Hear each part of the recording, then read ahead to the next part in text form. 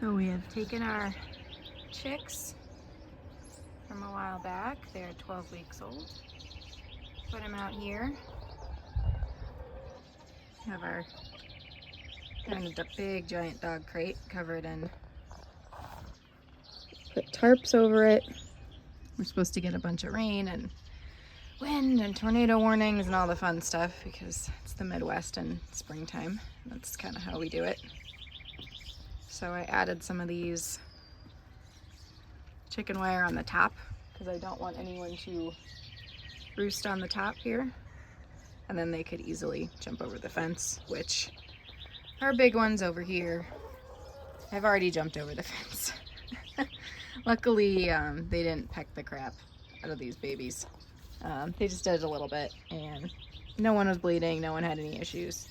So that's kind of why I'm out here. I'm been checking every couple hours to make sure that all those are in our separate areas. We need a 4 count on this side and a 3 count on this side. So I made them. They got some water, which is now probably mostly rainwater. They have medicated food is here, and then this is half medicated food and half the transition kind of food they're gonna eat. But they're doing pretty good. Have Pepper, Feta, Colby, and they're actually doing pretty good. So, and their whole area stayed pretty dry last night, so that's good. Tonight's gonna be a little wild at night too, again, but they should be good, hopefully. If it gets really, really wild, I'm not above coming out here with a cat crate and picking them up and throwing them in my basement again for a night, but they shouldn't be too bad. So since we learned yesterday that our guys can jump over this fence, we're going to get a tarp and basically put a tarp from here up along the top, just something here so that they can't get in. They didn't attack them. But the babies are still pretty new, and it's a lot going from like a basement where everything's very temperature controlled to out here and learning how to eat from the new feeders and drink from the new waterers and everything without worrying about getting accosted by other chickens. So we're just gonna make sure they keep separate. Plus we don't want the older hens to be eating their, they have medicated food. We don't want them to be eating that. So we'll keep them separate for a little bit. Those are my stairs. I can get my fat ass legs over this fence. But yeah, these guys are doing good. They're taking it. They were freaking out yesterday. They're a little bit better today. We have one broody in the in our coop in there. She's, let's see her. She's over here. Excuse me. Hi, Sprinkles. You're sitting on nothing. How does that make you feel? Okay, great. Okay. We don't have enough room in here to actually break a broody like you normally would. You put them in a crate with some air in between. But we don't really have enough room in here for another crate. We don't want to squish these guys any more than they already are. So I like chickens to have a lot of space. I think that's just nicer.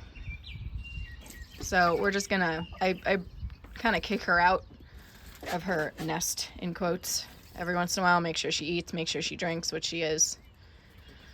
I do change the water. I changed it. That water is new, like 4 hours ago, but since it's windy and all the seeds are coming out of the trees and everything, it turns into this in like hours. So they're fine. They'll be okay. They eat the dirt. They think it's great. So we did used to have 6. We had 2 Orpingtons. Unfortunately, we have our little wall of fame up here.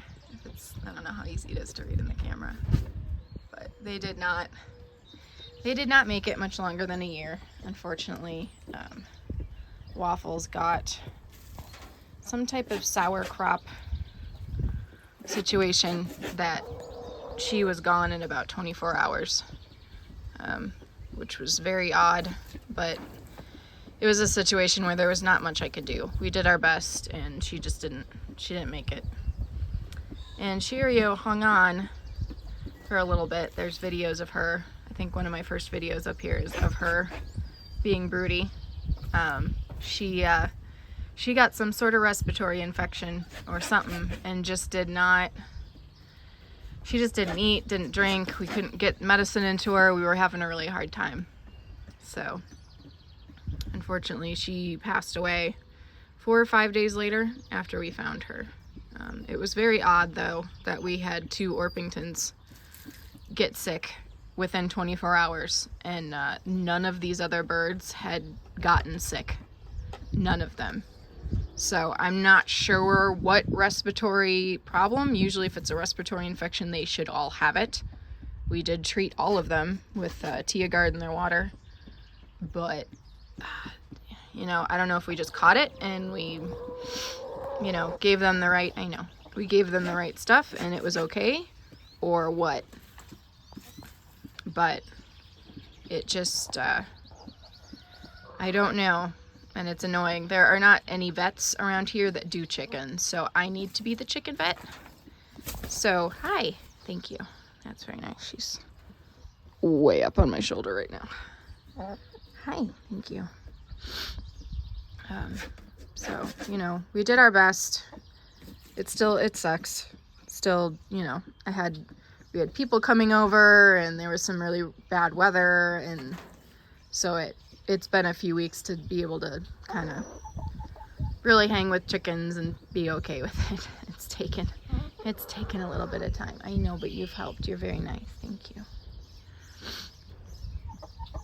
So that's kind of an update of what's going on. Plus I wanted to make sure I captured this setup because so far it has been working really, really good.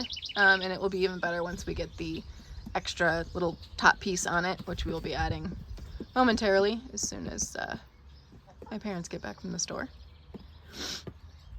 And and then we'll be good. So I want to remember this because it's working out so well that obviously this is not the only time we will be introducing new birds into our flock. I plan on having chickens for quite a long time.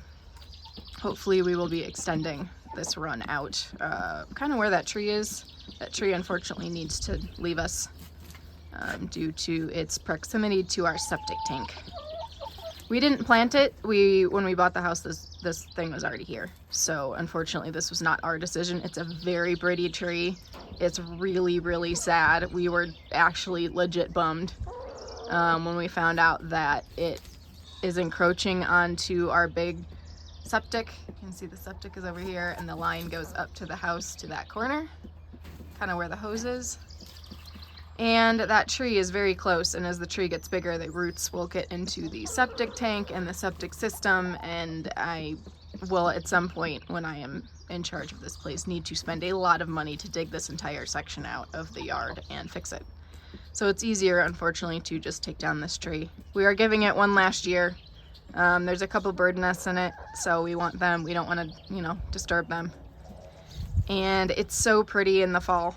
It is bright red and silvery, and it's beautiful. And we just want one last fall with it to see it before we take it down. So we're probably going to wait till all the leaves are gone. And unfortunately, that will leave. Silver lining, we can extend this coop out, maybe put another, this is 10 by 10, maybe put another 10 by 10 over right next to it and another coop.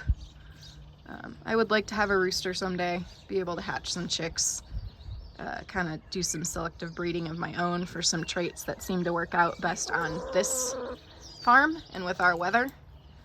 We get some pretty cold ass winters, so unfortunately we had some comb issues. You can see her comb is a little chopped off at the top. She isn't as bad.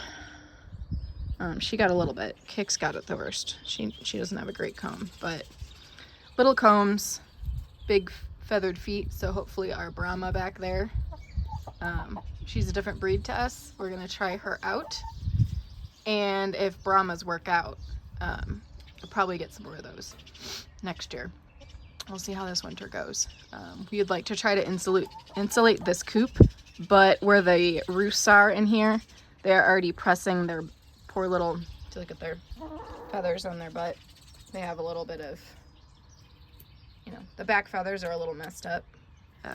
basically is because their butts are right up against the wall. And so if we put insulation in and put a board in, because they will eat insulation if you just put insulation in, we have to put something over it. Their butts will be too smashed up and they don't have a lot of room in there. And since we're adding 3 more birds, at the very least, there will be eventually 10 max in here, but we're down to 7 now. So we'll have 7 birds in that coop. And we don't want to make it any smaller. Make sure everyone has some room. I do not like squished chickens. They're okay with it. Chickens can do that, but I personally don't think that's very nice. So I try to be as nice to my pets with benefits as I can. They are livestock, yes, but they are very cute and they're my pets. So I will treat them as good as possible. As time and money allows, right? She's roosting. Hard to see because she's roosting on my hand. So that's fun. I'm gonna have to get up and go back to work, you know. Taking a quick break before I go back to work. That's the fun part about working from home. I can come out, take some chicken time, chill out. So yeah, maybe home of new chicken coop. That will be after the barn is built.